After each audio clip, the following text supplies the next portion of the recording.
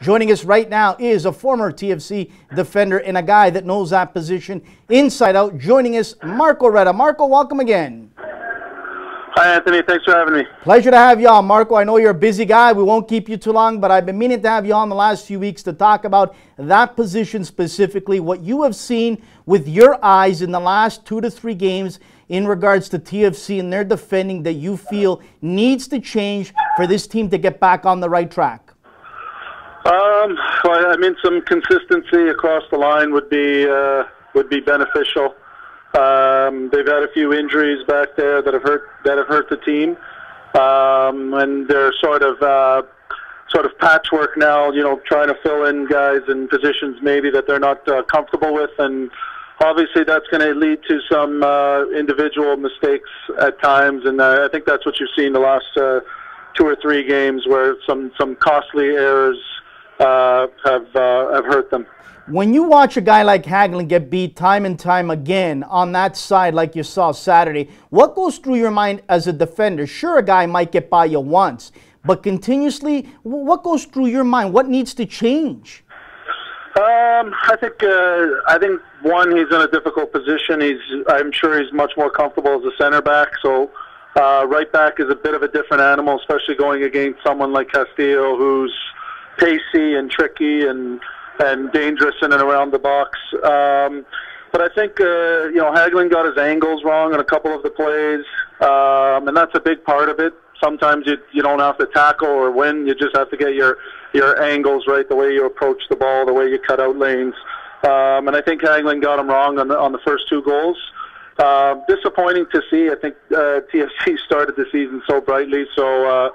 The defensive lapses that they've had, the last 2 or 3 games has certainly left a sour taste in my mind and a lot of the fans. Let me ask you this, Marco. Early on, he wasn't injured. Technically, tactically, I don't understand why Mark Bloom never got the opportunity early on.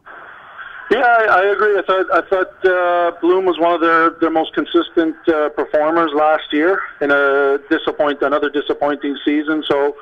I think he re-signed in the off-season to a longer-term deal, so it only made sense that he was going to be there starting right back. But we're not there every day, so we don't know what happened during preseason, the dynamic that he's got with more or less a new head coach, Greg Vanney. So can't really comment on that. But, yeah, I think in my eyes and a lot of people's eyes, yourself as well, it should have been Mark Bloom as your starting right back from day one. I want to give credit to Vanney. I know that he's taken a lot of heat the last few weeks, but I want to give him credit where I see a guy who's really resurrected and turned around his career early on this season. It's a Canadian, Ashtone Morgan, who last year was basically stapled to the press box or on the bench. But this year under Vanney, he's a breath of fresh air. What has changed? Is it just confidence, Marco? Yeah, I think it's confidence. It's a new chance. I think Ashtone did pretty well under Paul Mariner and then sort of lost his way a bit under Vinter, perhaps. I think it's just a new chance. Ashtone himself was sort of susceptible to those individual errors early on in his career, and he seems to have fixed that. Hopefully he doesn't fall into the trend that the other defenders have been falling into. Again, he just needs some time to play. He's a young player, and there's going to be a learning curve for him. So hopefully, he's received a chance, and hopefully he can perform consistently so that he's on the field week in, week out. Marco, just before we let you go, let me ask you this. When you're dissecting, when you're getting ready to take on your opponent as Orlando, or in the week before like FC Dallas and Castillo, and you see that guy has blazing speed, you as a former defender, would you speak up at a team meeting or in private with the coach and say, hey, I think we need to put an extra guy back there to insulate the speed of this guy to make sure that we're safe back there and not, being put in trouble early on? How would you go about that? Because you're seeing it with your eyes. I'm sure that the coach sees it. Would you speak up? Yeah, that's a tricky question. I think sometimes you've got to look at the relationship that the coach has with the players. Perhaps it's something that you can go through the captain for, and issue a statement with the captain and see if the captain goes to the boss and see if he can get to him.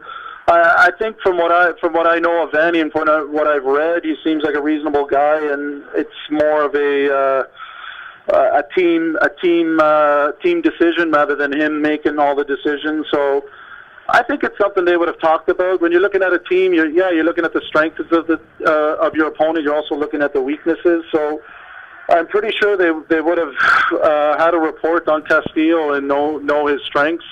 So yeah, that's something that they really didn't identify. It was a problem going into the match, or so it seemed, looking from the lineup. Especially the way the TFC played, it was diamond shape, so it looked like he was going to be isolated a lot on the wing with Hagelin, which, again, in Hagelin's defense, he's not a right back. He's much more comfortable center back.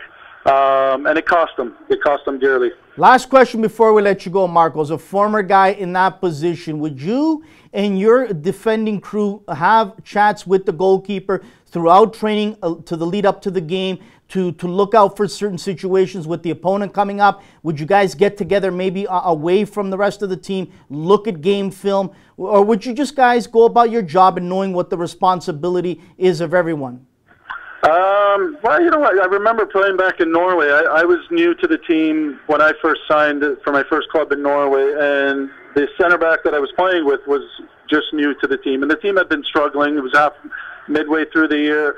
And apart from anything that we did in training, the coach took us out for lunch all together just to get to know each other. So because of all the patchwork that TFC's had to do, I'm wondering if maybe it's just a good idea for the guys to get away, like you said, and get to know one another, so that there's already a level of comfort where they can talk to each other and iron things out, perhaps on the field and even off the field.